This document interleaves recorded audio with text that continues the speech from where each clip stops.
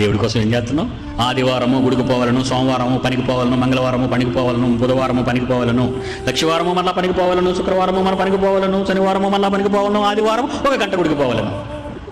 పిల్లలు ఆదివారము సండే స్కూల్కి పోవాలను, సోమవారము బడికి పోవాలను, మంగళవారం బడికి పోవాలను, బుధవారం బడికి. మీరు మీ పిల్లలు ఎవరి కోసం బ్రతుకుతున్నారు? గుడికి వెళ్తున్నావు, ఏం చేస్తున్నావు? గుడిలోకి వెళ్ళి ఏం చేస్తున్నావు? అక్కడ ఫ్యాన్ చూసుకుంటావు, అక్కడ బెంచి మీద కూర్చుంటావు.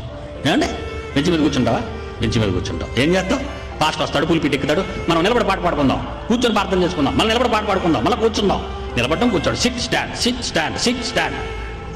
ఓ ప్రసంగం, దీవెన, డెస్పాస్ కూడా అయిపోయింది. ఇంటికి వెళ్ళిపోండి.